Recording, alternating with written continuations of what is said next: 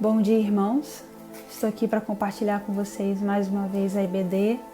E antes da gente entrar no estudo, eu quero orar com vocês. Amém? Deus, nós te agradecemos por esse dia, te agradecemos pelo cuidado do Senhor, pelas tuas misericórdias que são renovadas todas as manhãs. E por causa delas, Deus, nós não somos consumidos pelas nossas adversidades, pelas nossas lutas.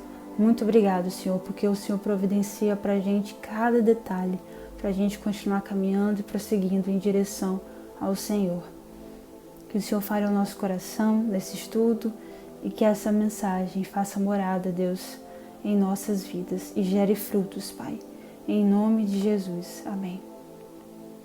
Irmão, antes da gente ir propriamente para a lição, eu quero ler o texto base com você, que está lá em Gênesis 22, do versículo 1 ao 19. Gênesis, capítulo 22, do versículo 1 ao 19, que diz assim: Depois de algum tempo, Deus pôs Abraão à prova. Abraão chamou Deus. Aqui estou, respondeu Abraão. Então Deus disse: Tome o seu filho, seu único filho Isaque, a quem você tanto ama, e vá para a terra de Moriá. Lá, ofereça o seu filho Isaque em sacrifício, como oferta queimada, num dos montes que eu lhe mostrar. Na madrugada seguinte, levantou-se Abraão e preparou o seu jumento. Levou consigo 2 de seus servos e Isaque, seu filho. Rachou lenha para o sacrifício e foi com eles para o lugar que Deus lhe tinha indicado.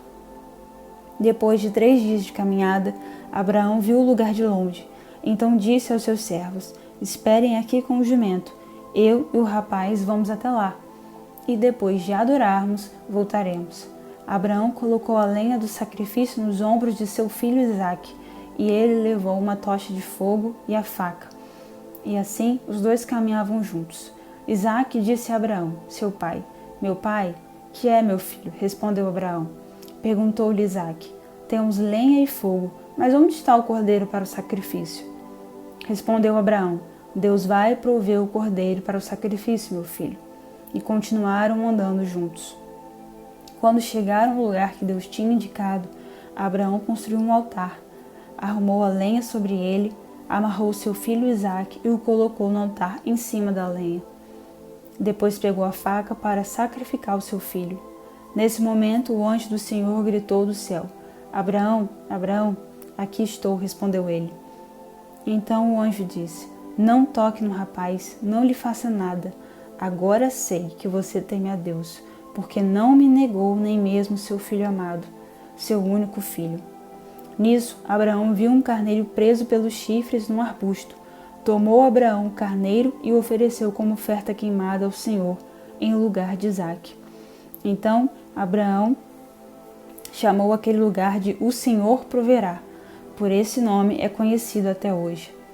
Então, pela segunda vez, o anjo do Senhor gritou do céu a Abraão e disse: Juro pelo meu próprio nome, diz o Senhor, como você me obedeceu e não me negou o seu único filho, certamente abençoarei você e farei seus descendentes tão numerosos como as estrelas do céu e como a areia na praia do mar.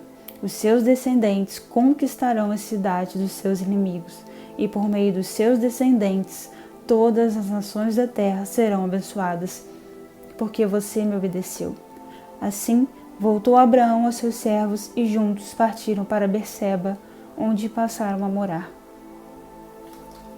Então, irmãos, nós vamos falar hoje sobre quando na adversidade confiamos em Deus.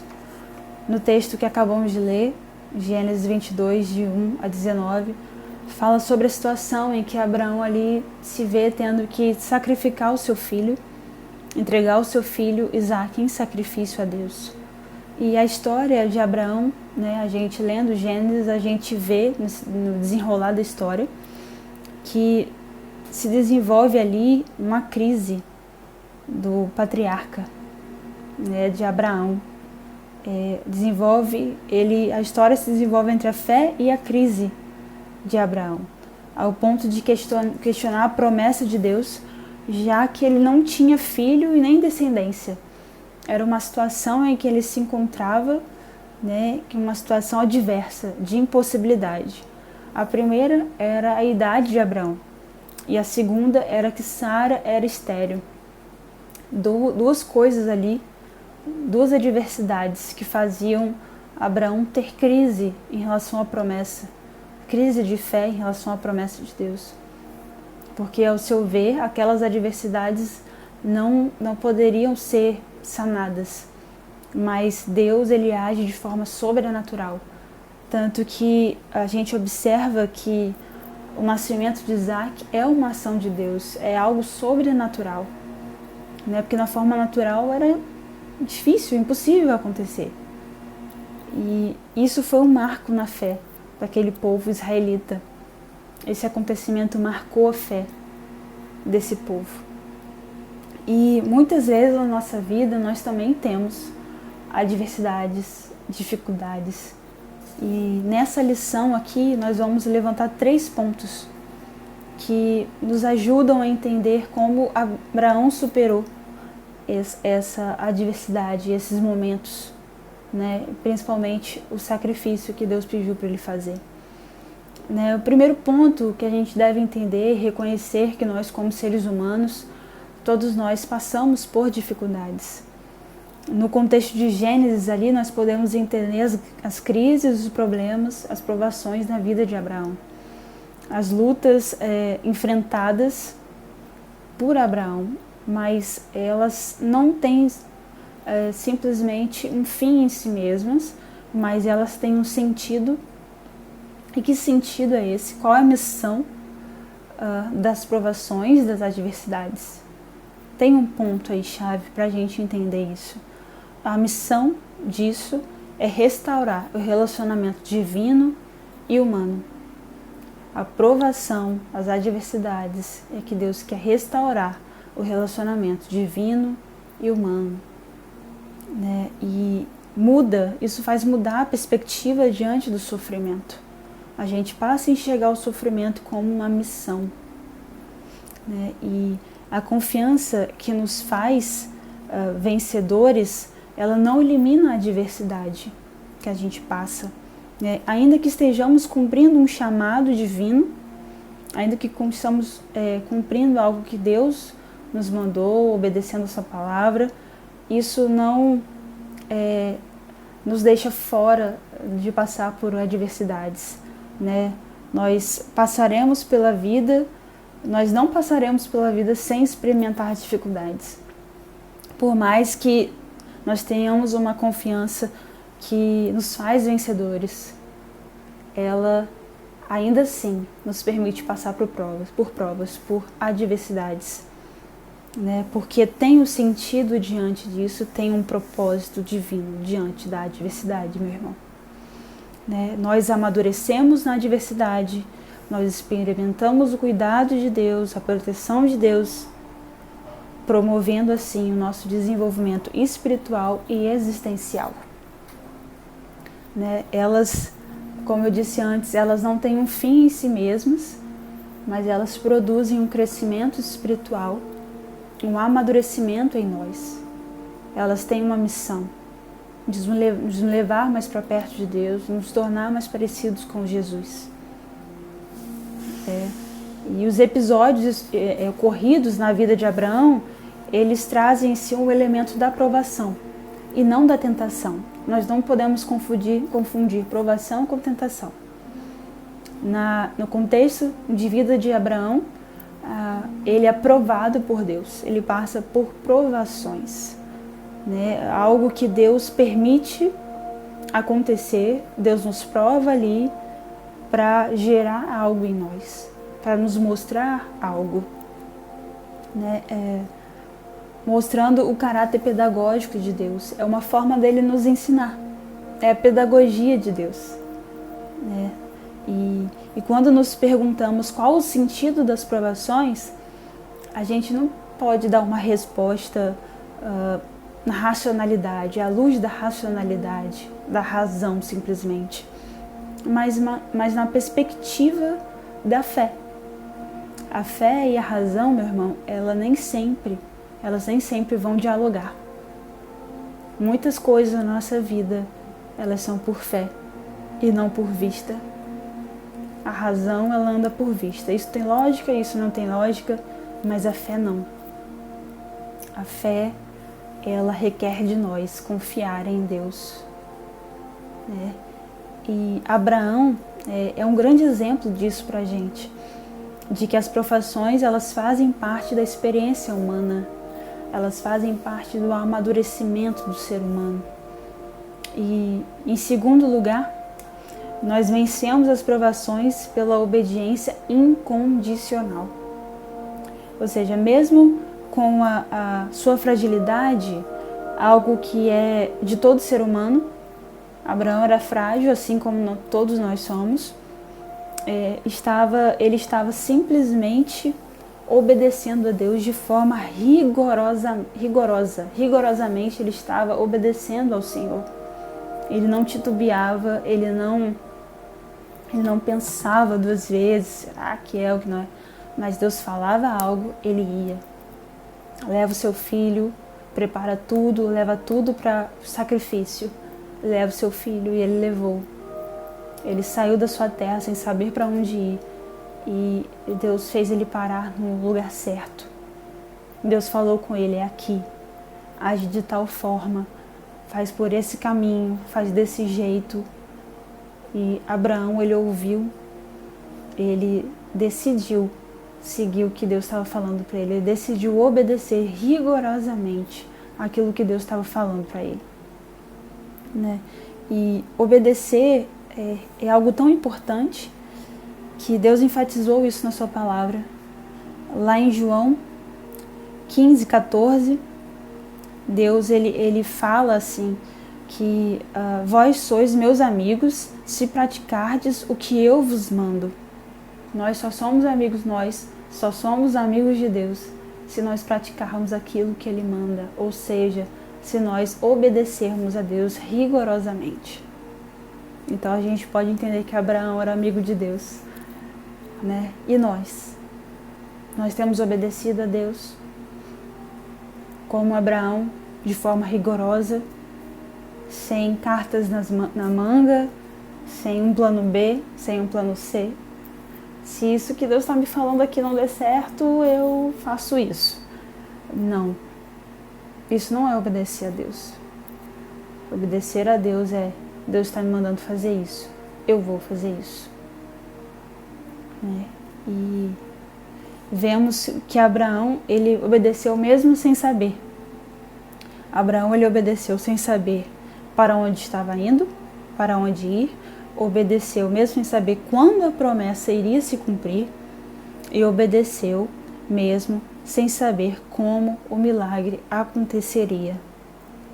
Vamos lá, Abraão obedeceu sem saber para onde ir, sem saber quando a promessa iria se cumprir e sem saber como o milagre aconteceria. Ele obedeceu rigorosamente, sem saber nada disso. Ele não tinha como saber. Então ele decidiu obedecer tão somente, de forma fiel, né? E a obediência, ela é fruto de um coração adorador e grato. Falou assim lá no versículo 5, ele fala aqui: então disse aos seus servos, esperem aqui com o jumento, eu e o rapaz vamos até lá, e depois de adorarmos, voltaremos. Ele sabia que Deus faria algo. Ele tinha um coração adorador e grato. Ele falou que ele ia adorar o Senhor, depois eles voltariam. A obediência é fruto de um coração adorador e grato. Se Abraão não tivesse um coração adorador e grato, ele não obedeceria. Ele olharia para outro lado, para outra circunstância. Mas ele olhou para o Senhor e resolveu obedecer aquilo que Deus tinha para ele. E Abraão estava pronto para entregar Isaac a Deus de volta, com o coração grato. Isaac foi a promessa que Deus deu a Abraão. E Abraão estava disposto a devolver isso a Deus, porque ele tinha um coração grato. Deus deu aquela promessa e Deus estava pedindo aquela promessa. E ele fez isso, ele falou, eu vou entregar. O Senhor me deu, eu vou devolver. E Isaac, ele era um presente que Abraão não colocou no lugar de quem o havia presenteado. Isaac era o presente que Deus tinha dado a Abraão, mas Abraão não colocou Isaac no lugar de Deus, em nenhum momento. Então, Deus, ele viu isso, ele contemplou esse coração que não coloca as bênçãos no lugar daquele que abençoa. Isso é muito importante a gente entender aqui. Em terceiro lugar, nós vencemos pela fé no Deus da provisão. Vencemos pela fé no Deus da provisão. A fé, ela nos leva a crer no impossível. Abraão, ele não sabia como, mas sabia que ambos voltariam depois da adoração a Deus. E Abraão agia assim porque conhecia a Deus e sabia que ele faria algo especial naquela situação. Vou ler de novo. Abraão não sabia como, mas sabia que ambos voltariam depois da adoração a Deus. E Abraão agia assim porque conhecia a Deus e sabia que ele faria algo especial naquela situação. Abraão era um homem que conhecia a Deus. Ele sabia que a adoração ao Senhor, o coração grato, ele alegra o coração de Deus. É isso que Deus quer da gente. Confiar que Deus vai fazer algo especial e termos um coração grato por isso. Por mais que a gente não enxergue no momento o restante da situação, o desenrolar da situação, a gente só tenha aquela aprovação ali que a gente está enxergando. Ela é tão grande, ela é tão alta que a gente não enxerga além. Mas a gente não precisa enxergar além para saber que Deus faz algo especial quando nós obedecemos a Ele, quando nós temos o coração grato e cheio de fé. A gente não precisa saber, mas a gente precisa ter um coração grato, um coração que confia em Deus. E a provisão de Deus, ela nunca chega atrasada. Ela chega na hora certa, na hora exata, nem mais nem menos, mas na hora exata. A provisão de Deus vem na hora certa, as adversidades vêm, mas a provisão do Senhor supre as nossas necessidades. Nós precisamos dar passos de fé, nós precisamos ter atitude de fé. Eu aprendi na minha vida, na minha caminhada, que atitude gera milagre. Atitude pode gerar milagre. Um passo de fé, um passo de atitude de fé no Senhor. E é importante ressaltar aqui, para a gente ir caminhando para o fim, que se a gente olhar para Gênesis 22, a gente vai ver uma história bem parecida, que a gente conhece, que é a história de Jesus. Gênesis 22 aponta para Jesus, há um paralelo ali, nessa narrativa e a história de Jesus. Jesus, Deus entregou o seu filho, Jesus na cruz. Deus pediu o filho de Abraão, Isaac, como sacrifício. Mas chegou naquele momento em que ele já estava pronto para sacrificar o seu filho e Deus disse, não precisa. Eu vou providenciar o cordeiro. E ele providenciou. E a gente olha para Jesus e vê o cordeiro de Deus ali, que Deus providenciou para nós. E aqui eu deixo 3 perguntas para vocês e para mim também, que é: como temos reagido diante das adversidades? Como você tem reagido, meu irmão, diante da adversidade? Você tem obedecido rigorosamente? Você tem colocado a sua fé em Deus, no Deus da provisão? Você tem tido um coração grato? Segundo, temos obedecido incondicionalmente? Você tem obedecido a Deus acima de qualquer coisa, sem se importar com o que virá, sem se importar em ter jeitinhos para solucionar as coisas? Você tem obedecido incondicionalmente? Em terceiro lugar, temos dúvidas e insegurança tomando o nosso coração? Você tem dúvidas e inseguranças tomando o seu coração? Aquela questão de ficar meio, não sei como vai ser agora, eu perdi meu emprego, eu não sei como vou terminar minha faculdade, eu perdi uma pessoa muito querida da minha família, eu não sei o que fazer da minha vida, né? Como que eu vou passar por essa situação, como que eu vou passar por essa dificuldade, por essa tristeza profunda que toma meu coração e às vezes eu nem sei porquê. Às vezes a gente se faz essas perguntas e Deus, Ele está aqui por nós e para nós, nos ajudando. Ele fala, olha para mim, me obedeça incondicionalmente, eu vou te ajudar, eu estou contigo. Né? Como nós temos reagido diante das adversidades? Como vamos seguir depois de entender que as adversidades elas têm uma missão de restaurar a relação do divino com o humano? Agora eu sei que há um propósito, agora eu sei que há uma missão. Agora você pode estar tomando consciência disso, de olhar para alguma situação da sua vida dessa forma, com essa visão, que é para algum propósito, que tem uma missão de restaurar o seu relacionamento com Deus, de restaurar a sua fé, né? Então, que nós possamos pensar sobre isso. Espero que você tenha entendido, que eu tenha conseguido passar essa lição para vocês da melhor forma possível. Que Deus te abençoe, que você tenha um ótimo domingo na presença do Senhor. Deus abençoe você e a sua família. Fica com Deus.